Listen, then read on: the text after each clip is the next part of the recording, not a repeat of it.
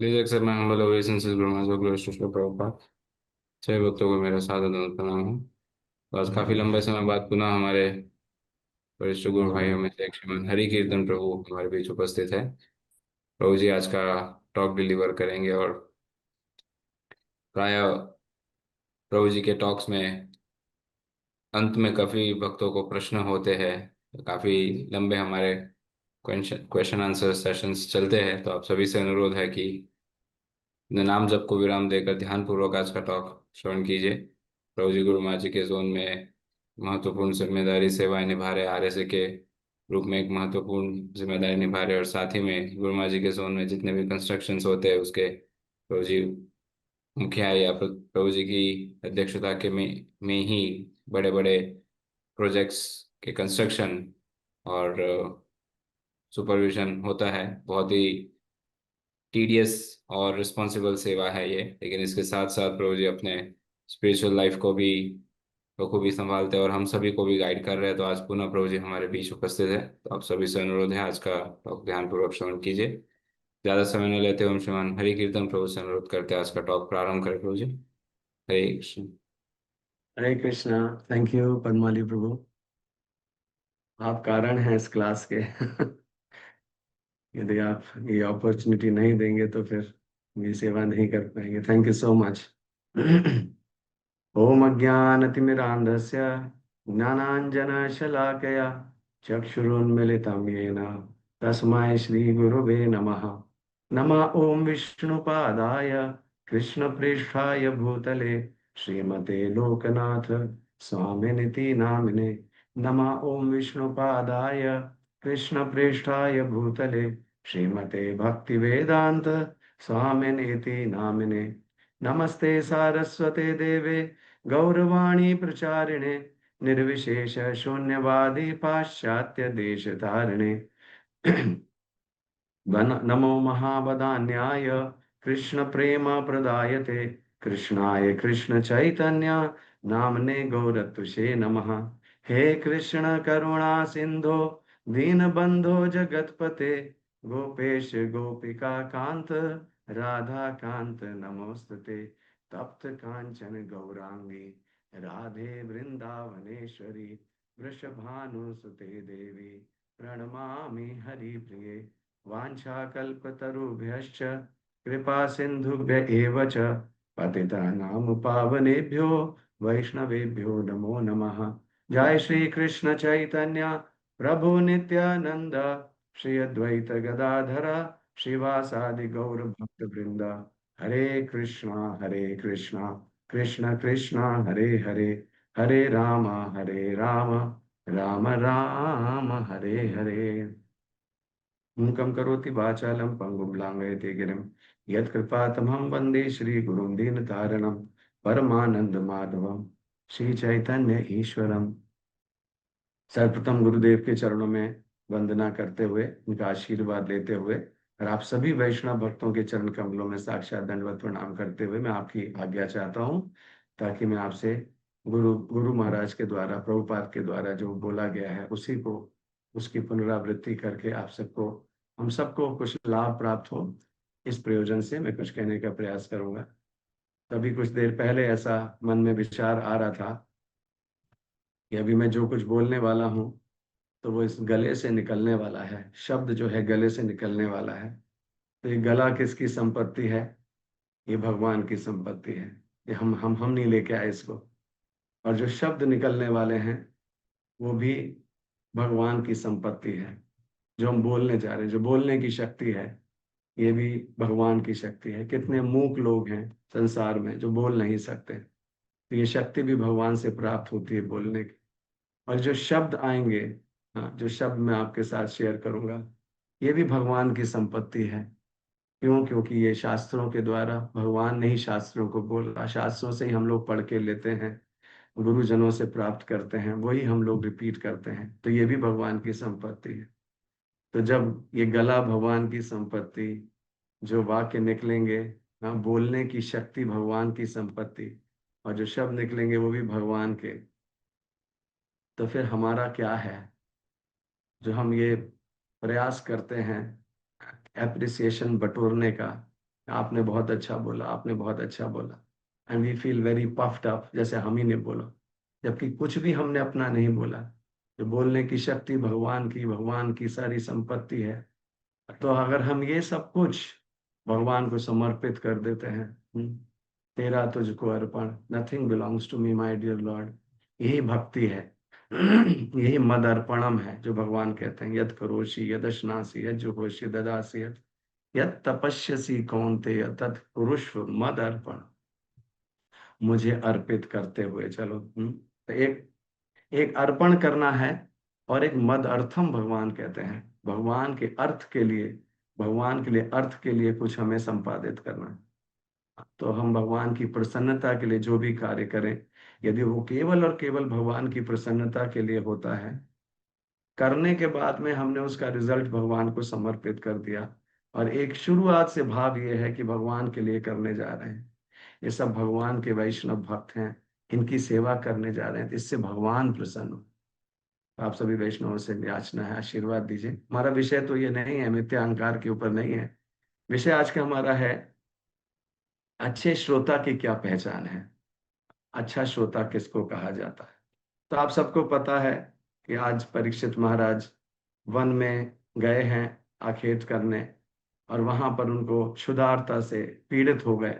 शुद्ध क्षुधा कहते हैं, प्यास से पीड़ित होकर के उन्होंने एक ऐसा कृत्य कर दिया, जिसके विषय में उनके विषय में ऐसा सोचा नहीं जा सकता कि महाराजा परीक्षित ऐसा कार्य कर देंगे। बट समहाउ भगवान कई बार खुद भी जब आते हैं तो कई बार अटपटे लीलाएं करते हैं, और भक्तों से भी कई बार ऐसे कार्य करा देते हैं जो सामने वाले को, यार परीक्षित महाराज ने ऐसा कर दिया, ये कैसे हो गया।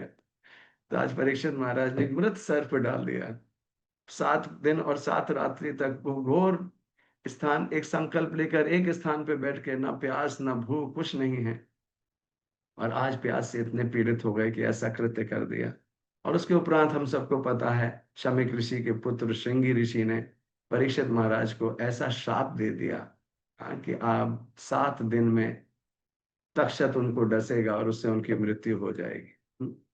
तो परीक्षित महाराज तत्काल जैसे ही उनको ये श्राप प्राप्त होता है, वो ये नहीं जानने का प्रयास करते हैं मुझे श्राप क्यों दिया गया, या मैंने शमीक ऋषि के गले में सर्प क्यों डाल दिया, किस प्रकार मेरे से ऐसा वो हो गया। वो इस सब के पीछे नहीं गए। हाँ, why did I do this, why it happened, मेरे को कर्ज क्यों मिला। अपितु अब कर्ज मिल गया तो उन्होंने उसको भगवान की योजना समझ लिया। तो हमारे जीवन में भी जो कुछ भी घटित होता है, ओ मैं सड़क पे जा रहा था, मेरा पैर क्यों मुड़ गया, हाँ मेरे को सामने से साइकिल ने क्यों मार दिया, मार दिया मतलब वो कृपा है भगवान की, जो भी है जो भी हो रहा है जीवन में। अब क्यों हो गया, इसके कारणों में ना जाने से अच्छा है कि हम उसको कैसे, अब उसके बाद में अब हम क्या करें, what should be do, so that हम जो है भगवान की उस योजना को समझ करके, और अब हम उसमें क्या करते हैं, दैट इज मोर इम्पोर्टेंट। तो परीक्षित महाराज सुखदेव गोस्वामी के आने की प्रतीक्षा नहीं कर रहे थे, वो तो सारे ब्रह्मांड से ऋषि मुनि बड़े बड़े भक्त एकत्रित हो गए। परीक्षित जिसके गर्भ में भगवान ने रक्षा की, उसने पूरे जीवन भगवान को देखने के लिए हमेशा वो प्रयास करता रहा, ऐसा परीक्षित अब महाप्रयाण करेगा। लेट अस गो, हम सब चलते हैं, देखते हैं उसका महाप्रयाण कैसा होता है, क्या भगवान की योजना संपादित होती है, किस प्रकार से भगवान उसका रक्षण करते हैं। ये देखने के लिए सारे ब्रह्मांड से बड़े बड़े ऋषि मुनि आ गए। परीक्षित महाराज बैठे हैं और सबसे प्रश्न कर रहे हैं, तो कोई कुछ कह रहा है आप ऐसा करो, 7 दिन तक आप अष्टांग योग की सारी विधियां अपना करके और आप समाधि तक पहुंच जाओ। हाँ, केवल मन को कंट्रोल करने में इतना टाइम लगता है, तो समाधि तक 7 दिनों में कैसे पहुंचा जाएगा। तो परीक्षित महाराज ये सारे साधन सबसे सुन रहे हैं कि आप ऐसा करो, आप ज्ञान का पालन करो, ज्ञान का अनुशीलन करो, कोई कह रहा है आप योग से आप, लेकिन परीक्षित महाराज को कुछ अटपटा सा लग रहा है। कि भक्त को ये सब बताया जाए, ये करो वो करो, तो उसको लगेगा this is not the real, हाँ ये वास्तव में करने योग्य नहीं है, वो भी इस समय जब मेरे पास समय इतना कम रह गया। और उसी समय हमें पता है भगवान की योजना से परम विरक्त भक्त चूड़ामणि, हाँ, और परम हंस, जिनके विषय में कहा है शुक मुख विगलित निगम कल्प फल, तो ये जो भागवतम जो निकला सुखदेव गोस्वामी के मुखारविंद से, तो ये सुखदेव गोस्वामी वहां अपने से विचरण करते हुए आ गए। देखिए भगवान कैसे गाइड करते हैं। हम लोग को कई बार लगता है क्या होगा, कैसे होगा, क्या हो, लेकिन Krishna is there to take care of everything. अभी मैं पढ़ रहा था जब महाराज की व्यास पूजा हो रही थी, तो एक तमाल गोविंद गोस्वामी महाराज का एक बड़ा सुंदर, तमाल कृष्ण गोस्वामी महाराज का, हाँ, एक बड़ा सुंदर कैप्शन लिखा हुआ था जो उन्होंने लिखा कि यदि आपकी कोई भी भक्त मदद करता है, या कोई भी संसार में आपकी मदद करता है, तो आप उसको केवल और केवल अपने गुरु की कृपा के रूप में देखो, कि आपके गुरु की कृपा उस भक्त के माध्यम से आप तक पहुंच रही है।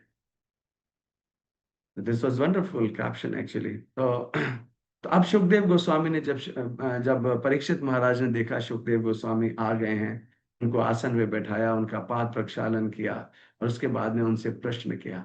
अथा पृच्छामि संसिद्धिम योगिनां परमं गुरुम पुरुषस्य एह यत् कार्यम म्रियमाणस्य सर्वथा। हम्म, आप जो है पूरे समस्त ऋषियों के, भक्तों के आप आध्यात्मिक गुरु हैं, इसलिए मैं आपसे कृपया आपसे याचना कर रहा हूं कि मुझे वो मार्ग बताइए जिससे कि सारे सारे मनुष्यों को, जितने भी मनुष्य हैं उनको सिद्धि का पता चल सके, और विशेष करके उनके लिए जिनकी मृत्यु अभी बहुत निकट आ चुकी है। और फिर पूछते हैं, यत् श्रोतव्यम अथो जप्यम यत् कर्तव्यम नृभि प्रभो स्मर्तव्यम भजनीयम वा ब्रूहि यद्वा विपर्ययम।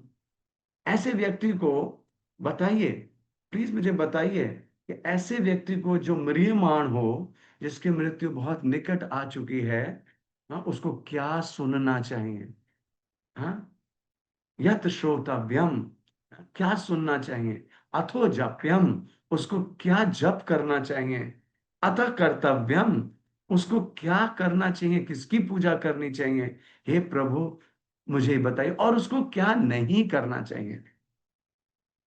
यद्वा विपर्ययम, जो कि वैदिक साहित्य के जो सिद्धांत हैं उनके जो विपर्य, विपरीत है, वो भी बताइए कि उसको क्या नहीं करना चाहिए। तो ये दो प्रश्न जो हैं, ये श्रीमद् भागवतम के, जो उसके बाद में श्रीमद् भागवतम उद्धृत हुआ सुखदेव गोस्वामी के मुखारविंद से, उसका मूल में परीक्षित महाराज के द्वारा पूछे गए ये दो प्रश्न हैं। जिस प्रकार से जब अर्जुन ने भगवान से कहा, कार्पण्य दोषो प्रहत स्वभाव पृच्छामि त्वाम धर्म सम्मूढ़ चेता यत् श्रेयस्यान् निश्चितम ब्रूहि तन्मे शिष्यस्ते हम शाधि माम त्वाम प्रपन्नम। यदि अर्जुन ने ये प्रश्न नहीं पूछा होता, यदि अर्जुन ने भगवान से इस प्रकार से याचना नहीं की होती, तो शायद हमारे पास भगवत गीता नहीं होती। क्यों? क्योंकि भगवान अनायास ही किसी को राय मशवरा नहीं देंगे जब तक कि वो शेल्टर नहीं लेगा। तो ये जो है वैदिक विधि है। जब तक कोई शिष्य गुरु से बिल्कुल विनम्र भाव से, जिसकी विधि भगवान भगवत गीता में भी बताते हैं। तो आज हमारा विषय वस्तु यही है कि प्रश्न किस प्रकार के हो, प्रश्नकर्ता की क्या चेतना हो, प्रश्न कितने प्रकार के होते हैं, और इन प्रश्नों की क्या इंपॉर्टेंस है, और श्रोता की क्या विशेषता है, श्रोता किस प्रकार का होना चाहिए। आज के हमारे सेशन में हम लोग थोड़े से संक्षिप्त में इसको जानने का प्रयास करेंगे। तो हम लोग प्रायः तीन प्रकार के मुख्य प्रश्न करते हैं। वाई, क्यों, हाउ, कैसे, व्हाट, क्या। हाँ, सारे प्रश्न हमारे इन्हीं चीजों से इन्हीं शब्दों से शुरू होते हैं। जैसे कि कोई पूछे कि मुझे सुबह उठना है, वो सुबह उठने का प्रयास करना चाहता है। How should I get up in the morning, तो मैं किस प्रकार से सुबह उठ सकता हूं, कैसे मैं सुबह उठूं। तो वाई जो है ये सबसे इंपॉर्टेंट है। क्यों? क्योंकि वाई जो है ये पर्पस बताता है, उद्देश्य क्या है, ये उसको इंगित करता है। हाँ, हाउ, कैसे, ये स्ट्रेटजी को स्ट्रैटेजी बताता है, रणनीति क्या होनी चाहिए, और व्हाट क्या। इससे गतिविधियों का पता चलता है। जैसे कि हमने बताया सुबह किसी को उठना है, अब वो कहे how should I get up in the morning, कैसे मैं सुबह उठूं, तो उसको कहा जाएगा कि आप एक दिन पूर्व संध्या में समय से सोइए, हल्का भोजन करके सोइए, और एक दिन पहले कुछ अच्छा पढ़ के सोइए, रात में टेलीविजन मत देखिए, रात में कुछ डिजिटल सोशल मीडिया पे मत सर्फिंग कीजिए। इस तरह से उसको रणनीति बताई जाएगी। और फिर क्या करूं मैं सुबह उठने के लिए, आप अलार्म लगा लीजिए, तो ये एक्टिविटी आ गई। आप अलार्म लगा लीजिए सुबह अपने मोबाइल में। हम्म जैसे कि हम लोग महाराज की भगिनी के ऊपर जब ड्रामा देख रहे थे, तो चौकीदार माता जी को समझा बताता है कि आप अलार्म लगा लीजिए। तो माता जी कहती अलार्म क्या है, तो कहता अलार्म गया राम नहीं, अलार्म अलार्म, घड़ी में अलार्म लगा लीजिए। माता जी इतनी सिंपल थी। तो इस प्रकार का प्रश्न कर रही थी। तो ये प्रश्न हमारे होते हैं तीन प्रकार के, व्हाई, हाउ एंड व्हाट। तो यदि किसी को ये नहीं पता है कि उसके सुबह क्यों उठना चाहिए, why one should be getting up in the morning, और सुबह उठने के बहुत लाभ होते हैं। सुबह उठ करके आप ब्रह्म मुहूर्त में भगवान के साथ अपना डायरेक्ट संबंध स्थापित कर सकते हैं। भक्त लोग सब बड़े बड़े मनीषी गण जितने भी हैं, वो सुबह भोर में उठते हैं। भोर में उठ करके वो संध्या करते हैं, उसके बाद में वो स्नान इत्यादि करके संध्या करते हैं, फिर जप करते हैं, अपनी दैनिक दिनचर्या सतोगुण में प्रारंभ करते हैं। तो जब उसको ये क्यों पता चलता है, तब फिर कैसे किया जाए, क्या किया जाए, ये सरल हो जाता है। Isn't it? आप देखिए जो भी इस्कॉन के साथ जुड़ता है, हम में से कितने लोग 8-8 9-9 बजे तक उठने वाले थे, लेकिन 4-6 महीने इस्कॉन के भक्तों के संग में आने के बाद में सबसे पहले जो हमारे जीवन में बदलाव आता है, ये आपका सबका अनुभव होगा, वो बदलाव आता है कि हम लोग प्रातः काल में उठने लग जाते हैं। तो ब्रह्म तो वेदों का सबसे पहला सूत्र भी ये है, अथा तो ब्रह्म जिज्ञासा। अब जबकि ये मनुष्य जीवन प्राप्त हो गया है, तो अब हमें जिज्ञासा करनी चाहिए, मैं इस भौतिक जगत में क्यों आया हूं, क्या करूं, कैसे करूं इस भौतिक जगत में, दैट इज अ सेपरेट। लेकिन जब तक ये नहीं पता चलेगा क्यों मैं इस भौतिक जगत में आया हूं, मैंने क्यों ये भौतिक शरीर लिया है, मैं क्यों इस भौतिक जगत में सफर कर रहा हूं, मैं क्यों जन्म मृत्यु जरा व्याधि दुख दोष अणुदर्शनम, इसका मैं बार बार दर्शन क्यों कर रहा हूं, क्यों मुझे एवर लास्टिंग हैप्पीनेस, मुझे हमेशा सुख नहीं अनुभूति हो रही है, मैं किस प्रकार से। तो आपने देखा होगा बच्चे भी बचपन में सबसे बड़ा प्रश्न बच्चों का होता है बचपन में, ये क्यों होता है पापा, ये क्यों होता है, फ्रिज में खाना ठंडा क्यों होता है, हीटर से गर्म हवा क्यों आती है, क्यों क्यों क्यों क्यों, ये इस प्रकार से उनका पहला प्रश्न होता है। तो श्रीमद् भागवतम भी इस प्रकार से प्रारंभ होती है। क्यों क्यों हमको वो करना चाहिए जो हम आज कर रहे हैं, भागवतम का अध्ययन क्यों करना चाहिए, नाम जप क्यों करना चाहिए, वैष्णवों का संग क्यों करना चाहिए, और उसके बाद में आता है हाउ, स्ट्रैटेजी क्या होनी चाहिए, और उसके बाद में व्हाट, क्या क्रियाएं होनी चाहिए, जिससे कि हमारे वाय का, हमारे क्यों का समुचित हमको जवाब मिल सके। तो माय डियर डिवोटीज, प्रश्न बहुत इंपॉर्टेंट है, प्रश्न बहुत इंपॉर्टेंट हैं, और प्रश्नों वास्तव में हमारे जीवन की क्वालिटी का पता चलता है कि हम अपने गुरुजनों से, अपने माता पिता से, अपने शिक्षक वृंद से हम प्रश्न किस प्रकार के करते हैं। आज के समय में लोगों के प्रश्न बिल्कुल खोखले हो गए हैं। वो आप देखिए, आप अगर गूगल पे जाकर के सर्च करेंगे कि सबसे ज्यादा, गूगल सर्च इंजन में जाके सर्च करेंगे सबसे ज्यादा प्रश्न किस प्रकार का पूछा जाता है, तो आप सरप्राइज हो जाएंगे। सबसे ज्यादा प्रश्न जो है वो ऑपोजिट रिलेशनशिप को, स्त्री पुरुष संग से संबंधित प्रश्न पूछे जाते हैं। आप देखिए कभी लोग ज्योतिष के पास जाते हैं, तो सबसे कॉमन क्वेश्चन होता है मेरी उम्र कितनी होगी, मेरी शादी कब होगी, मैंने लॉटरी का टिकट लेना है उसका नंबर क्या लूं। ये सारे मूर्खतापूर्ण रबिश क्वेश्चंस हैं ये। तो यदि कोई ये सीख जाए कि प्रश्न किस प्रकार से हो, सही प्रश्न करना सीख जाए, तो उसका जीवन परिवर्तित होना शुरू हो जाता है। तो हमें सही प्रश्न पूछना है, सही प्रश्न पूछना है, सही समय पर पूछना है, हाँ, और सही व्यक्ति से पूछना है, और सही भावना के साथ पूछना है। सही प्रश्न, सही समय, सही व्यक्ति और सही भावना से। तो ये चारों करने में कई बार लोग फेल कर जाते हैं। कई बार वो सही प्रश्न पूछते हैं, लेकिन ऐसे समय में पूछते हैं कि अब बिल्कुल मृत्यु में, जिसे कहना चाहिए अब कब्र के अंदर पैर चले गए हैं, 85-88 वर्ष की आयु हो गई है, तो किसी से पूछते हैं मेरे जीवन की सफलता किस प्रकार से मिल सकती है। मैंने जीवन पर्यंत खूब भोग किया, मैंने स्त्री संग किया, मैंने खूब नाना प्रकार के व्यंजन खाए, और मैं तो भी 80 वर्ष की अवस्था तक जाके खूब शॉपिंग किया करता था। हर साल मैं वेस्टर्न ट्रिप के लिए जाया करता था। और अब वो किसी से पूछे, मैंने सब कुछ कर लिया, लेकिन इस सब से भी मुझे लग रहा है मैंने कुछ सही नहीं किया, अब मुझे क्या करना चाहिए। तो वो प्रश्न तो सही पूछ रहा है, लेकिन गलत समय पे पूछ रहा है। जब उसके पास समय इतना कम रह गया है, तो उसको बताया भी जाए कि अब आप ऐसा करो, 16 माला का जप करो, ओ दैट इज इम्पॉसिबल। 4 नियमों का पालन करो, ओ दैट इज जस्ट इम्पॉसिबल, वो तो ऐसा हो ही नहीं सकता। तो अब वो कुछ करने योग्य नहीं है। या फिर कभी कभी लोग सही प्रश्न करते हैं, समय भी सही होता है, लेकिन व्यक्ति को गलत चुन लेते हैं।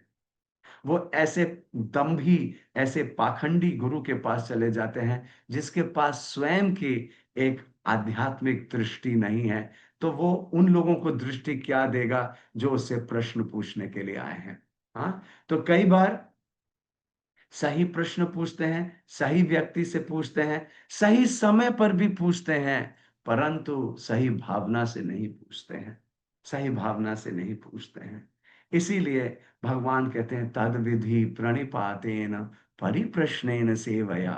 सेवा के साथ, सेवा की भावना के साथ, एप्रिसिएशन की भावना के साथ, मेरे गुरु महाराज साक्षात भगवान के रिप्रेजेंटेटिव मेरे जीवन में प्राप्त हुए हैं, मैं इनसे प्रश्न करने जा रहा हूं, तो वो प्रश्न अर्थपूर्ण होना चाहिए, और ऐसा होना चाहिए जिससे लोक में लोगों को लाभ प्राप्त हो।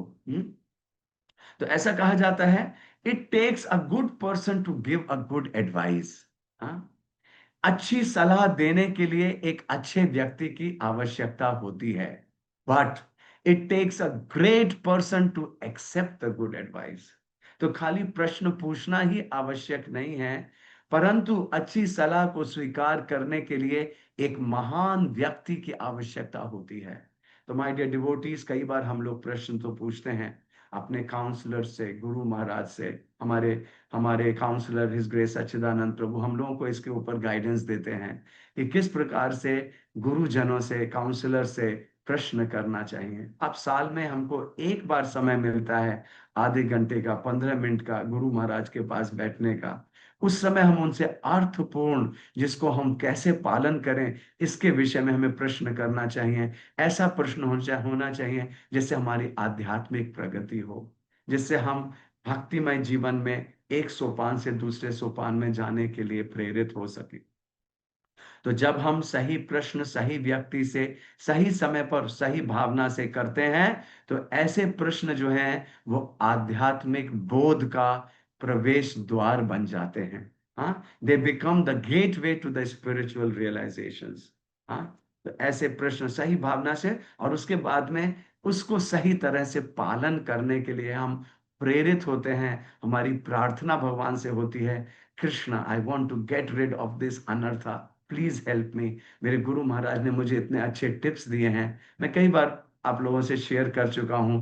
जब गुरु महाराज के साथ एकांत में कुछ चर्चाएं होती हैं, तो महाराज ऐसे ऐसे टिप्स देते हैं, लगता है this is directly coming from Krishna. और अगर हम उनका बार बार पुनरावलोकन करते रहते हैं, उसको बार बार उसकी सोचते रहते हैं, उस पर विचार करते रहते हैं, तो हमारे जीवन में एक क्रांतिकारी बदलाव उससे आ जाता है। तो तो इससे आध्यात्मिक बोध का प्रवेश द्वार खुल जाता है। यदि हम अपने शास्त्रों में आंख उठा करके देखें, हम सभी का ये अनुभव है, सारे शास्त्र भगवत गीता क्वेश्चन आंसर्स हैं। Shrimad Bhagavatam it's just question and answers. Chaitanya Charitamrita also question and answer. जब चैतन्य महाप्रभु ने, श्री कृष्ण चैतन्य महाप्रभु ने रामानंद राय से प्रश्न पूछे, कल गुरु महाराज उन प्रश्नों के ऊपर कितना सुंदर चर्चा कर रहे थे। कौन विद्या विद्या मध्य कौन विद्या राय कहे, कृष्ण भक्ति बिना विद्या नहीं आए। तो इस प्रकार से महाराज कल बता रहे थे रामानंद राय से, चैतन्य महाप्रभु स्वयं जो सारे ज्ञान के स्रोत हैं, अपने भक्त को ग्लोरिफिकेशन देने के लिए, उसको ग्लोरियस बनाने के लिए भगवान स्वयं उसको प्रेरणा देकर उसके हृदय से ऐसे सुंदर सुंदर उत्तर दिलवाते हैं जो चैतन्य चरितामृत के पृष्ठों में सदैव के लिए अंकित हो जाते हैं। तो क्वेश्चन आंसर्स जो हैं, ये एक साधन है जिससे कि गहरे सत्य जो हैं, जो बहुत गहन सत्य हैं, वो अनलॉक हो सके, वो रिवील हो सके। क्योंकि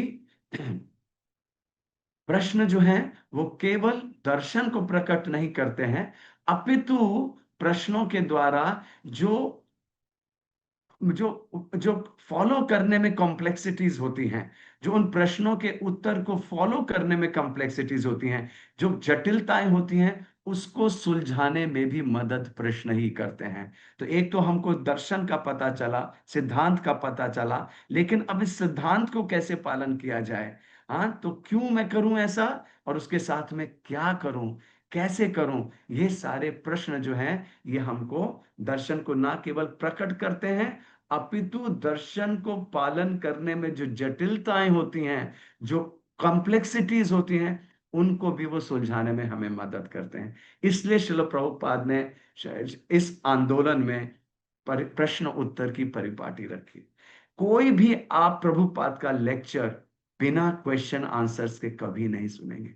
any questions, anybody has any questions, और एक के बाद एक प्रश्न आते जा रहे हैं। और प्रभु क्यों ऐसा है, मैंने बचपन से इतने सत्संग अटेंड किए प्रभुपाद से मिलने से पूर्व, लेकिन मैंने एक सत्संग में देखा नहीं कि वक्ता जो था कभी श्रोताओं से पूछे, आपकी किसी की कोई जिज्ञासा है, आप कोई प्रश्न करना चाहते हो। शायद वो इसलिए तो नहीं था कि उनकी जो जो वो बताते थे उसमें कुछ कॉम्प्लेक्सिटी हो, या फिर कोई तत्व को वो टेढ़े मेढ़े तरीके से प्रस्तुत करते थे। हो सकता है यह कारण हो कि वो प्रश्नोत्तरी नहीं करते थे। परंतु प्रभुपाद ने ये जो परिपाटी चलाई है, वो इसलिए है क्योंकि प्रभुपाद ने वही बोला जो भगवान बोलते हैं। उसमें कोई जटिलता नहीं थी समझने में, उसको इतना साइंटिफिक तरीके से, इतना इतना हृदय स्पर्शी तरीके से प्रभुपाद जी ने समझाया कि हम लोगों के, हम सभी को तत्व ना केवल क्लियर होता चला गया, एकदम ऐसा लगने लगा, oh this is so easy, we can do that, it's not at all complex. हाँ, हरे कृष्ण महामंत्र, इसमें क्या है, ये तो मैं जब करना प्रारंभ कर ही सकता हूँ। प्रभुपाद ने कहा कि इसमें कोई कठिनाई नहीं है, even a child can chant the Hare Krishna mahamantra. Prabhupada ने इस प्रकार से हम लोगों को, तो परीक्षित महाराज ने जब अविश्वसनीय प्रश्न किए और सुखदेव गोस्वामी से किए, तो सुखदेव गोस्वामी का पहला उस पे जो उनका रिएक्शन आया, जो उसके ऊपर उनकी प्रतिक्रिया आई, वरीयान एष्ते कृष्णा कृतो लोको लोक हितम नृपा, कृतो लोक हितम नृपा, आत्मवित सम्मतः पुंसाम श्रोतव्यादिषु यह परा। सुखदेव गोस्वामी ने कहा, हे राजन, आपका प्रश्न गौरवशाली है, वरीयान, एकदम ये बड़ा सुंदर प्रश्न है, क्योंकि यह सभी प्रकार के लोगों के लिए अत्यंत लाभकारी है। तो कृत कृतो लोक हितम नृपा, हे राजन, आपका प्रश्न इतना सुंदर है, इस प्रश्न का उत्तर श्रवण का प्रमुख विषय है। अभी आपने जो मुझसे प्रश्न किया कि क्या करें, क्या कर्तव्य है, क्या सुनना चाहिए, क्या बोलना चाहिए, क्या स्मरण करना चाहिए, क्या पूजा करना चाहिए, म्रियमाण जिसकी मृत्यु निकट आ गई है उस व्यक्ति को, अद्भुत, साधु साधु, कैसा सुंदर प्रश्न है। वास्तव में इस प्रश्न का जो उत्तर है वो श्रवण का प्रमुख विषय है। और सभी सभी आत्मविद सम्मता, और सभी अध्यात्मवादियों द्वारा इसका सम्मता, ये सबकी सबकी राय में इसका अनुमोदन किया जाता है। हाँ, तो श्रील जीव गोस्वामी बताते हैं कि वन ऑफ द रीजन, एक प्रमुख कारण इस श्रीमद् भागवतम क्यों इसका प्राकट्य क्यों हुआ, उसके वो तीन कारण बताते हैं। क्यों इतना इनक्रेडिबल, इतना अविश्वसनीय, इतना अभूतपूर्व शास्त्रीय श्रीमद् भागवतम बना? क्यों? नंबर पहला कारण, क्यों? क्योंकि इसको लिखने वाले ऑथर ने, जो श्रील वेद व्यास जी, उन्होंने अपने जीवन की परिपक्वतम अवस्था में इस ग्रंथ को लिखा। इस ग्रंथ में उन्होंने रियलाइज करने के बाद, oh I committed such a blunder. Narada ऋषि ने जब उनको बताया कि आपने तद्वाग विसर्गो जनताग विप्लवो यस्मिन प्रति श्लोक अबद्धवत्यपि, भले ही श्लोक जो हैं अबद्धवत्यपि, मतलब वो ठीक से नहीं कंपोज किए गए हों, फिर भी वो श्लोक जो कि जीवन में क्रांतिकारी बदलाव ला सकते हैं, ऐसे श्लोक आपने अभी तक नहीं लिखे हैं। जब नारद मुनि ने डांट लगाई वेद व्यास जी को कि आपने अभी तक इतना लिखा, लेकिन ये वैसे ही हो गया जैसे कि तद्वायसम तीर्थम उशंति मानसा, जैसे कि कौवों के भोजन करने लायक स्थिति हो। ये भौतिकतावादी लोग वैसे ही मर रहे हैं इस संसार के भोग करने से, बार बार इनको मृत्यु प्राप्त हो रही है, और आपने भी ऐसा मूर्खतापूर्ण कार्य किया है कि सारे शास्त्रों में ये भर दिया कैसे सुंदर पत्नी प्राप्त हो, कैसे स्वर्ग लोक की प्राप्ति हो, कैसे पुत्र की प्राप्ति हो, कैसे और पैसे की प्राप्ति हो। तो आपने इतना गलत कार्य कर दिया। तो जीव गोस्वामी कहते हैं श्रीमद् भागवतम इसलिए इनक्रेडिबल बना क्योंकि वेद व्यास जी ने इसको अपने जीवन की परिपक्वतम अवस्था में इसकी संरचना की, और उन्होंने भगवान को शुरू से, मध्य में और अंत में सर्वत्र हरि गीयते, केवल और केवल भगवान की ग्लोरीज का, भगवान के विषय का वर्णन किया।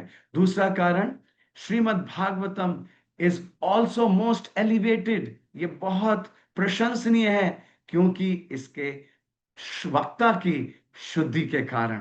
इसके वक्ता स्वयं सुखदेव गोस्वामी हैं। निगम कल्प तरोर गलितम फलम शुक्मुखाद अमृत द्रव्य संयुतम पिबत भागवतम रसमालयम मुहुरहो रसिका भुवि भावुका। इसलिए ये ग्लोरियस है क्योंकि ये सुखदेव गोस्वामी के द्वारा इसको छुआ गया है, जो कि परम पवित्र हैं। हाँ, परम पवित्र हैं। पैदा होते ही 16 वर्ष की अवस्था तक गर्भ से बाहर नहीं आए, और निकलते ही चल दिए परम सत्य की उपासना करने के लिए, परम सत्य की प्राप्ति करने के लिए। और तो भी वो गर्भ से बाहर तभी आए जब भगवान के द्वारा उनको पूर्ण सुरक्षा का, जब भगवान ने प्रॉमिस कर दिया, मैं तुम्हें वचन देता हूं, तुम्हें माया का स्पर्श नहीं होगा। तो such is the speaker of Shrimad Bhagavatam, and Shrimad Bhagavatam is most elevated. ये सबसे अधिक है, इसलिए ग्लोरियस है क्योंकि इसके लिसनर्स की इंक्वायरीज के कारण।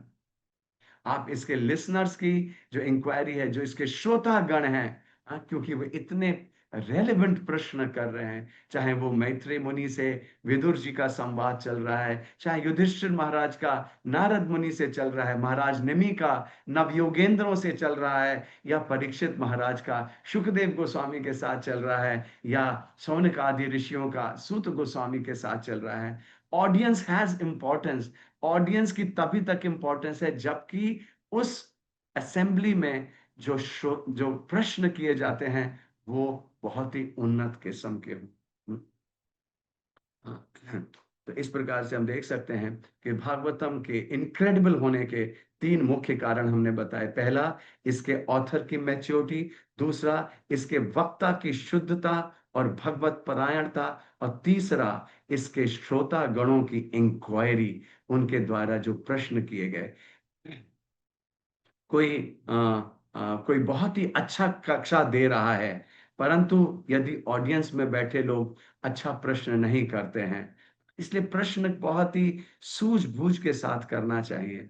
और मैं विशेष करके इस जूम के मंदिर में कहना चाहता हूँ, कई बार हमारे वक्ता बहुत बहुत ही विद्वत होते हैं, लेकिन उनके समक्ष जो प्रश्न आते हैं वो बहुत ही सतही होते हैं, they are very shallow.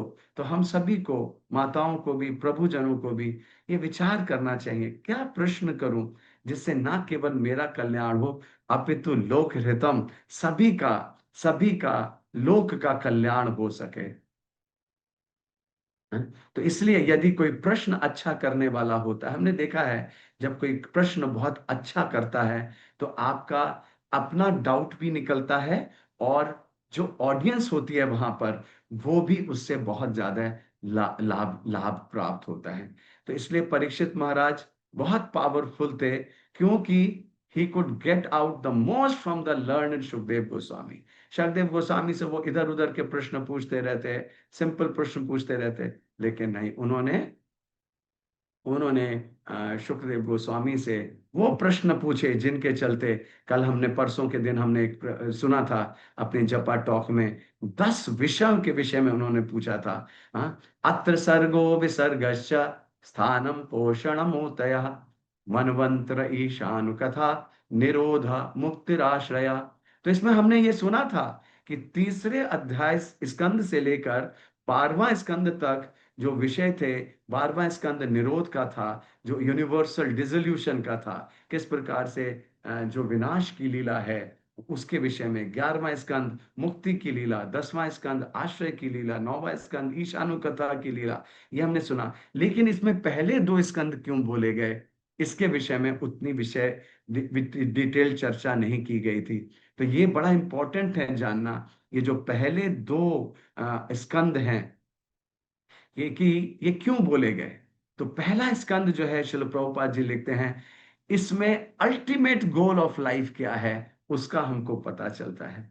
Everything is summarise in first canto, Prabhupada ji लिखते हैं, सब कुछ पहले स्कंद में समराइज कर दिया गया है। और पहला स्कंद में हम देखते हैं कैसी कैसी प्रार्थनाएं, कैसी कैसी स्तुतियां स्तुतियां भक्तों के हृदय से प्रकट हुई हैं, कैसे कैसे डायलॉग सूत गोस्वामी नैमिषारण्य में, महात्मा कुंती महारानी भगवान से जब जा रहे हैं भगवान द्वारका, उस समय कुंती स्तुति होती है कुंती महारानी की, उत्तरा का भगवान के साथ जो आदान प्रदान है, भीष्म पितामह की स्तुतियां, उसके बाद में विदुर जी वापस आते हैं अपने भाई को समझाने के लिए, वो उसकी मुक्ति का कारण बनते हैं। तो फर्स्ट कैंटो एक प्रकार से अ, पहला कैंटो और दूसरे कैंटो वेरी इंपॉर्टेंट, ये दोनों कैंटोस बहुत ही इंपॉर्टेंट है। क्योंकि पहला canto, according to Shridhar Swami, पहला canto is actually about the अधिकार, कि अधिकार क्या है, क्वालिफिकेशन क्या है श्रीमद् भागवतम को सुनने की या श्रीमद् भागवतम को पढ़ने की। हम बहुत सारे कन्वर्सेशन पहले स्कंद में हमें सुनने को मिलते हैं, और इन सारे कन्वर्सेशंस में क्या हम सुनते हैं, इस actually about the qualification of the hearer. हाँ, कि जो श्रोता है, जो जो स्तुति कर रहा है या प्रश्न कर रहा है, उसकी हम क्वालिटी सुनते हैं।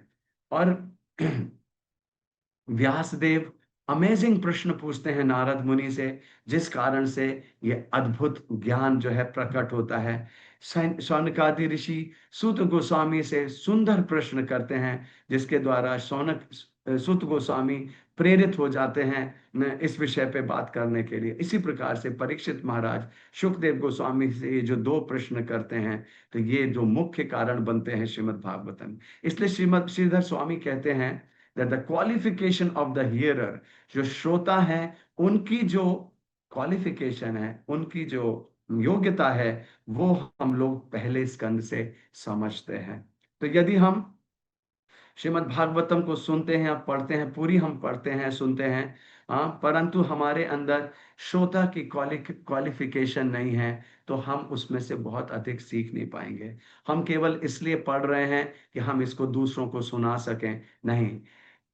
भागवतम को पढ़ने का वास्तविक लाभ तब है जबकि हम एक एक श्लोक को पढ़ने के बाद में हमारी चेतना में क्या सुधार आता है, हम क्या क्या करने के लिए प्रेरित होते हैं, हम किस प्रकार से अपनी भक्ति को और अधिक मीनिंगफुल बनाने का प्रयास करते हैं। फिर दूसरा स्कंद श्रीधर स्वामी कहते हैं ये फोकस करता है साधना के ऊपर, किस प्रकार की साधना की जाए। हाँ, sadhana as the means of attainment, भगवत प्राप्ति करने के लिए कितने प्रकार की साधनाएं होती हैं, किस प्रकार की साधना। और हमने देखा है कि स्कंद 2 में सारी साधनाओं को समराइज किया गया है। आप यूनिवर्स की वर्शिप कर सकते हैं, आप इम्पर्सनल फीचर की वर्शिप करते हैं, कर सकते हैं, आप देवी देवताओं की वर्शिप कर सकते हैं, आप विराट रूप की वर्शिप कर सकते हैं, या फिर आप शुद्ध भक्ति भगवान की कर सकते हैं। Devotional service is the ultimate sadhana. भक्ति जो है ये अल्टीमेट साधना है श्रीमद् भागवतम के इस द्वितीय स्कंध में। तो हम यहां से ये सीखते हैं कि जब हम गुरु महाराज के पास जाएं, गुरु महाराज मैं शादी कब करूं, गुरु महाराज मेरे मेरे बच्चे का एडमिशन कराना है, कौन से स्कूल में कराऊं, ये सब प्रश्न जो है ये गुरु से पूछने के लिए ही नहीं। गुरुजन हमको सिद्धांत बताते हैं। गुरुजनों से हमें ऐसे प्रश्न करने चाहिए कि व्हाट क्या करूं क्या करूं, नहीं, why I should do this, मुझे विनम्र क्यों होना चाहिए, मेरे अंदर टॉलरेंस कम है, मुझे क्यों सहिष्णु होना चाहिए, और मुझे क्या करना चाहिए जिससे मैं सहिष्णु बन सकूं। तो गुरु से जब भी हम प्रश्न करें, गुरुजनों से जो भी भक्त हमको ज्ञान देते हैं, हम जब प्रश्न करें तो हमारा इस प्रकार का जिज्ञासा होनी चाहिए जिससे कि हम जो है अपने जीवन को कृतार्थ कर सकें। हाँ, तो अब कितने प्रकार के श्रोता श्रीमद् भागवतम में वर्णन किया गया, मैं संक्षिप्त में जस्ट 2-3 मिनट में बता देता हूं। तो भागवतम के महात्म में 4 प्रकार के श्रोता बताए गए हैं। सुपीरियर हियरर, और इनकी तुलना की गई है नंबर 1 चातक पक्षी के साथ में। चातक पक्षी हम सबको पता है, एक ही सोर्स से, बिल्कुल प्रामाणिक सोर्स से, रेवती नक्षत्र में जब बूंद गिरती है वो केवल उसको पीता है। तो the source of our hearing should be perfectly set up. हमारा श्रवण का, वृंदावन हम जाते हैं, बहुत सारे बाबाओं की चर्चा सुनते हैं, बहुत ज्यादा साधुओं की चर्चा सुनते हैं, लेकिन हमारा सोर्स जो है हियरिंग का है वो कभी भी विचलित नहीं होना चाहिए। हम सबको शिल प्रभुपाद जी और उनके इस आंदोलन ने बचाया है, और शिल प्रभुपाद की पुस्तकों में वो सब कुछ है जिससे हम सब भगवान राधा कृष्ण की दिव्य प्रेममयी सेवा प्राप्त कर सकें। विश्वास कीजिएगा, जितने भी इधर उधर गए हैं सब दिग्भ्रमित हो गए हैं, अंत तो गत्वा उनका पता नहीं चला है कहाँ चले गए हैं। इसलिए हमारा source of hearing should only be through Srila Prabhupada and his bona fide representatives. उनके सारे प्रामाणिक जितने भी उनके जो उनके रिप्रेजेंटेटिव्स हम उन्हीं से सुन सकते हैं। आपने देखी होगी ये सुंदरता, इस्कॉन के एक एक प्रीचर में शिल प्रभुपाद के द्वारा दिए हुए ज्ञान का भंडार जो है प्रकट होता है उनके माध्यम से। रियलाइजेशंस अलग अलग होते हैं, लेकिन सिद्धांत, मूल में जो परिपाटी होती है, मूल में जो सिद्धांत होता है, केवल लगता है जैसे प्रभुपाद ही बात करते हैं। चाहे परम पूज्य राधानाथ स्वामी महाराज हैं, परम पूज्य लोकनाथ स्वामी महाराज हैं, परम पूज्य हमारे राधे श्याम प्रभु हैं, हाँ सच्चिदानंद प्रभु हैं, जितने भी हमारे वरिष्ठ भक्त हैं, इन सब से हमको केवल और केवल प्रभुपाद के शास्त्रों में हमारी और निष्ठा प्रगाढ़ होती है। This is the beauty of this movement. तो माय डियर डिवोटीज, पहली क्वालिटी है अच्छे श्रोता की, उसको चातक पक्षी के समान होना चाहिए। दूसरी उसकी क्वालिटी है, उसको एक हंस के समान होना चाहिए, उसको एक हंस के समान होना चाहिए, उसको सारग्राही होना चाहिए। ये जो क्लास मैंने सुना, इसका सार इसमें था, मैं इस सार को ग्रहण करता हूं और मैं इस सार को लिखूंगा, इस सार के ऊपर मैं प्रश्न करूंगा, इस सार को मैं अपने जीवन में कैसे अनुपालन कर सकूं, इसके ऊपर मैं भक्तों से प्रश्न करूंगा। और तीसरी क्वालिटी है, उसको एक तोते के समान होना चाहिए, तोते के समान होना चाहिए। उसको जो उसने सुना है यथावत, as it is, with some beautiful analogies, some beautiful examples from his own life, उसको उसको रिपीट करना चाहिए। तोता उसको बोलो राम राम राम राम, तो राम राम राम राम ऐसे बोलता है। हाँ, तो एक अच्छे श्रोता की क्वालिफिकेशन है कि वो जो सुना है उसको रिपीट करे। अभी हम नोएडा में थे, नोएडा में ही हैं, और कल परसों के दिन हमसे एक भक्त ने पूछा था कि प्रभु जी, हम जप भी कर रहे हैं सुबह उठ करके, और सब कुछ अच्छा से पढ़ते भी हैं, भागवत प्रसाद भी खाते हैं, लेकिन फिर भी ऐसा लगता है कुछ रिक्तता है। तो हमने उनसे पूछा, आप प्रचार करते हो? तो बोले, नहीं प्रभु जी, प्रचार तो नहीं हो रहा है। हमने कहा, प्रचार नहीं हो रहा है तो आपका सब कुछ खाली है अभी। हाँ, गरुड़ पुराण लिखता है कि हर किसी श्रोता को मैच्योर और एडवांस होने की आवश्यकता है, और वो सही माने में मैच्योर और एडवांस तब कहलाएगा जब वो जो उसने सुना है उसका यथावत प्रचार करे, वरना वो उसका श्रवण केवल सुपरफिशियल रह जाएगा। सुपरफिशियल कहते हैं सतही, जस्ट शैलो, सर्फिंग। हाँ, सर्फिंग जैसे सच्चिदानंद प्रभु कहते हैं, सर्फिंग करना और एक डीप डाइविंग करना। तो यदि कोई प्रचार नहीं कर रहा है, गरुड़ पुराण कह रहा है, मैं नहीं कह रहा हूं, तो उसका जो भक्तिमय जीवन है, it will just remain on the surface. Deep diving वो कभी नहीं कर पाएगा। हाँ, और आप देखिए, प्रभुपाद जी ने अपने 4 सिद्धांतों में बताया, preaching is the essence, books are the basis, utility is the principle, and purity is the force. तो जब हम शुद्धता से आचरण करने का प्रयास कर रहे हैं, हम यूटिलिटी इज द प्रिंसिपल समझ रहे हैं, बुक्स आर द बेसिस समझ रहे हैं, तो प्रचार ही सार है। इससे हम कैसे दूर रह सकते हैं? माय डियर डिवोटीज, हर भक्त को प्रचार करना चाहिए, लेकिन प्रचार का कभी अहंकार मन में नहीं आने देना चाहिए। जैसे मैंने शुरू में कहा, ये गला भी भगवान का, जो आवाज निकल रही है उन्हीं की शक्ति से। आज ये गला पूरी तरह से अवरुद्ध हो जाए, हाँ, बहुत भयानक गले का रोग लग जाए, हम बोल पाएंगे? नहीं बोल पाएंगे। तो बोलने की शक्ति भगवान से आ रही है, गला भगवान से आ रहा है, शरीर भगवान का है, वस्तु जो बोल रहे हैं वो भगवान के द्वारा दी हुई है। तो किस बात का अहंकार? तो निस्वार्थ होकर, निरभिमान होकर के हमने जो सुनी भगवत वाणी, उसका हमें प्रचार करना चाहिए। एक भी भक्त का जीवन यदि सुधरा, आप देखेंगे, आपको लगेगा जैसे आपने जो पढ़ा उसका आपको रियलाइजेशन होना शुरू हो जाएगा। और चौथी क्वालिफिकेशन है अच्छे श्रोता की, उसकी आंखें खुली होनी चाहिए। जब वो सुनता है, उसे एक मछली के समान होना चाहिए, चातक पक्षी के समान होना चाहिए, उसके बाद में उसको स्वान की तरह होना चाहिए, हंस के समान होना चाहिए, तीसरा उसको तोते के समान होना चाहिए, और चौथा उसको मछली के समान होना चाहिए। हमारे गुरु महाराज को कई बार, हम लोग की ऐसी निकृष्ट आदत है, हम लोग भागवत में कई बार आते ही ये सोच के अब 1-1.5 घंटा में अच्छे से सो सकूंगा। हमें सोता हुआ श्रोता नहीं बनना है, हमको जागता हुआ श्रोता बनना है, हमको सोना नहीं है। भागवतम में विशेष करके, अगर नींद आती है, ऐसा स्प्रे साथ में रखिए। हाँ, और ये स्प्रे अपने कान पे मारिए, अपने सर पे मारिए, मुंह पे मारिए, हैं, मारिए, अपने को चांटे मारिए। मैं सो नहीं सकता इस समय, गुरुदेव बोल रहे हैं। गुरुदेव को कई बार ऐसे ऐसे करना पड़ता है, जागो जीव जागो। जगाने में महाराज को बड़ा कष्ट होता है जब महाराज जगाते हैं, आपने देखा होगा। हाँ, तो हम लोगों को भागवतम सुनते समय, now this is going to be the most important part of my sadhana. ये जो भाग है साधना का, 8 से 9 बजे का, इसमें मुझे पूरी तरह से अलर्ट बन के सुनना है। कोई भी श्रोता, कोई भी वक्ता क्यों ना हो, बोलेगा तो प्रभुपाद की बात ही ना, बोलेगा तो वो ग्रंथों से ही ना, प्रामाणिक ग्रंथों से ही बोलेगा।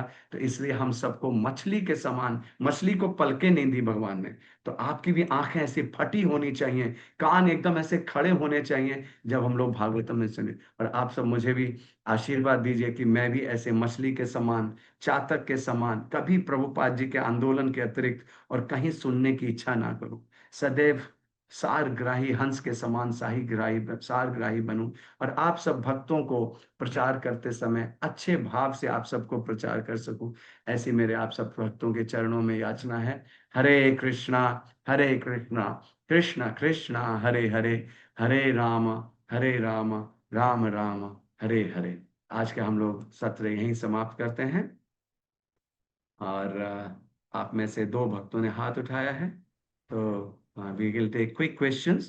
प्रदमाली प्रभु ले सकते हैं प्रश्न? यस प्रभु, श्योर। थैंक यू ये so over much. Time, but 2 भक्तों के हैंड रेज है सेकंड यस आईडी यस, में भी। कृष्णदास राम उपासक नितिन, प्रभु। कृष्णदास प्रभु जी।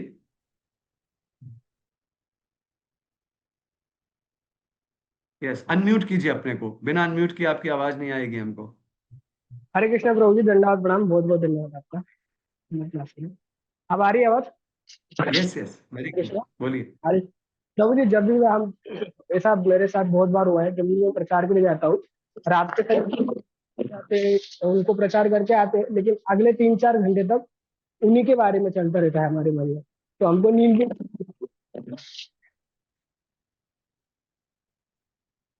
तो आपको अगर उसी जो आपने प्रचार किया वही अगर मन में चलता है, या आप उसी हाँ, के वही विषय में वही। सोचते हैं, तो इसमें इसमें कुछ गलत नहीं है। लेकिन आपने क्या बताया, और आप भी उसको कैसे, क्योंकि कई बार हम लोग प्रचार करते हैं और पूरी तरह से हम उसको स्वयं अपने जीवन में फॉलो नहीं कर पा रहे होते हैं। तो हमें जब हम प्रचार करते हैं तो प्रचार हमको एक प्रकार से आईना भी दिखाता है कि हमने उस भक्त को तो ये बताया, इसलिए प्रचार सार बताया, क्योंकि प्रचार करने से ही हमें अपनी गलतियां भी दिखती हैं। ओ, मैं तो इसको ठीक से फॉलो नहीं कर रहा हूँ, मुझे इसको अच्छे से पालन कर रहा हूँ। क्योंकि हम कैसे बता सकते हैं यदि हम प्रचार नहीं, अपना स्वयं आचार नहीं कर रहे हैं। तो अगर कुछ समय तक हमने जो प्रचार किया है वो हमारे मन मस्तिष्क में चलता रहता है, हम उसके ऊपर कॉन्टेम्पलेट और अच्छे से करते रहते हैं और सोचते हैं मैं इसको और अच्छे से कैसे पालन करूं, या मैं अगली बार इस तत्व को और अच्छी तरह से कैसे बताऊं, जिससे प्रभु, जो लोग प्रश्न करते हैं या जो श्रोता हैं, वो और अच्छे से समझ सके। तो this is a good habit, इसमें कुछ गलत नहीं है कि आप प्रचार करने के बाद में उससे कुछ रियलाइजेशन आपको मिलते हैं, कुछ अच्छे प्रश्न वो लोग पूछते हैं, तो आपके ऊपर और कॉन्टेम्पलेट करने का सब्जेक्ट होता है। थैंक यू, अच्छा प्रश्न है, तो वो उसमें थैंक गलती थैंक नहीं यू है, मैम। कृष्ण बंधु। हाँ, थैंक यू। ठीक है, कृष्ण प्रभु। ओके, कृष्ण बंधु मीनाक्षी माता जी, अनम्यूट कीजिए। प्रभु जी, राम उपासक प्रभु इज वेटिंग, मीनाक्षी माता अच्छा जी के लिए सॉरी, राम वेट, उपासक, सॉरी। सॉरी राम उपासक प्रभु पहले हाथ उठाया था आपने, क्षमा कीजिएगा माता जी, आप एक मिनट रुकिए। राम उपासक प्रभु अपने को अनम्यूट कीजिए।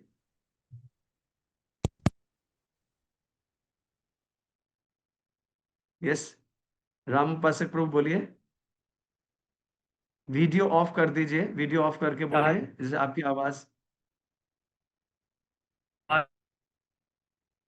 राम उपासक प्रभु आपकी आवाज नहीं आ रही है ठीक से। एक होना है कि समझ। हरे कृष्णा, आवाज आ रही है? हाँ जी, हाँ बोलिए बोलिए।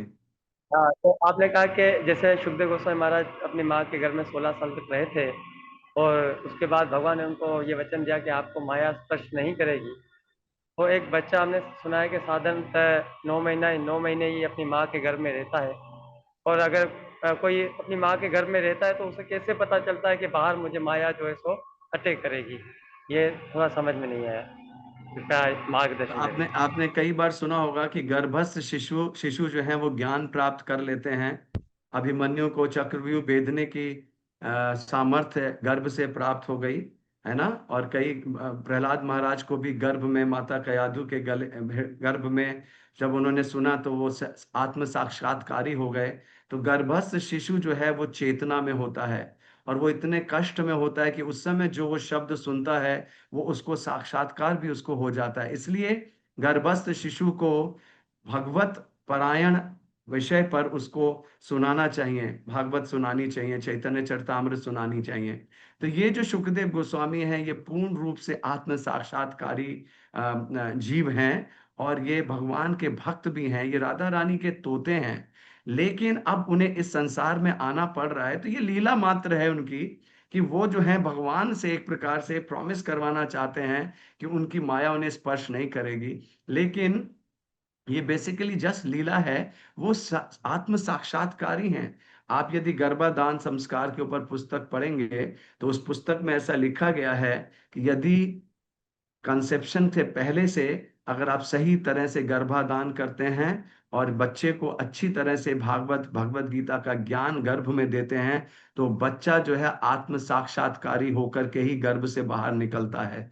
तो अब जब आत्म साक्षात्कारी बच्चा जन्म लेगा तो उसकी परिपाटी, उसके जीवन शैली वो बिल्कुल अलग होगी। तो ये हम लोग अब हमारे इस्कॉन में कई कई ऐसी संतानें आ रही हैं। हमारे पद्माली प्रभु का पुत्र है रमन, आप उससे मिलिए, कितना सुंदर भक्त है वो। तो ये भक्त जो आ रहे हैं इस्कॉन में गर्भाधान संस्कार के द्वारा, तो ये संभव है प्रभु जी। प्रभु ये निश्चित संभव है कि जीव गर्भ में जो, और वो चूंकि आत्म साक्षात्कारी भी हैं और अपनी इच्छा से सिद्ध पुरुष भी हैं। तो सिद्धि के द्वारा वो गर्भ में बने भी रहे काफी समय तक, लेकिन माँ को बहुत अधिक पीड़ा नहीं हुई, इसलिए माँ को पता नहीं चला, जो भी रीजन रहा होगा।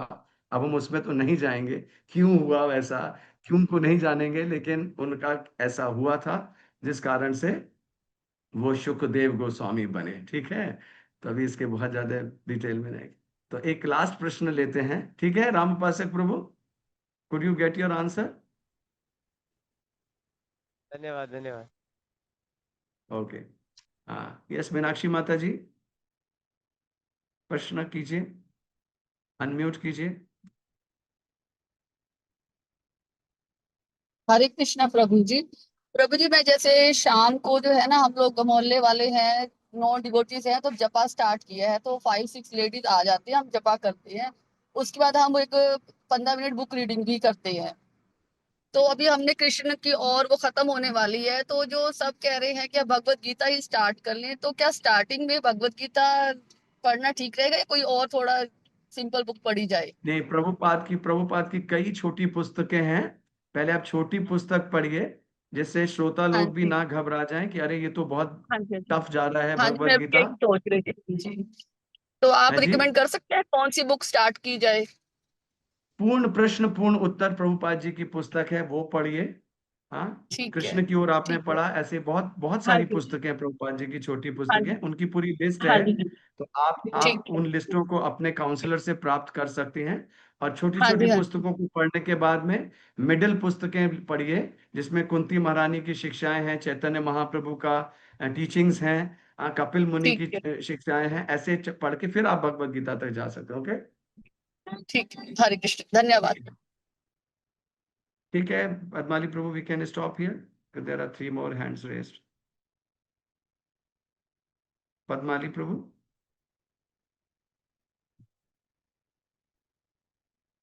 ओके डियर भक्तों, हम लोग यहीं पे रुकेंगे।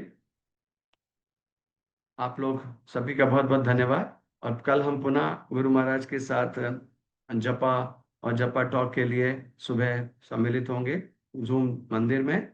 और आप सभी को धन्यवाद। वांछा कल्पतरुभ्यश्च कृपा सिंधुभ्य च पतिता नाम पावनेभ्यो वैष्णवेभ्यो नमो नमः। अनंत कोटि वैष्णव वृंद की जय। शिल प्रभुपाद की जय। गौर प्रेमानंदे हरि बोल।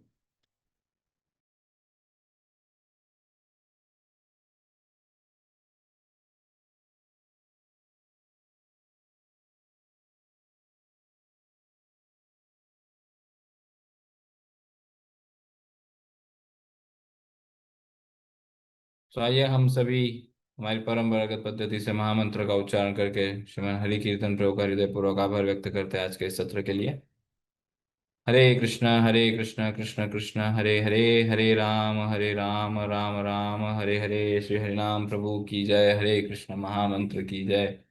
श्रील प्रभुपाद की जय। परम पूज्य श्री लोकनाथ स्वामी गुरु महाराज की जय। वांछा कल्पतरुभ्यश्च कृपा सिंधुभ्य एव च पतितानां पावनेभ्यो वैष्णवेभ्यो नमो नमः। अनंत कोटि वैष्णव वृंद की जय।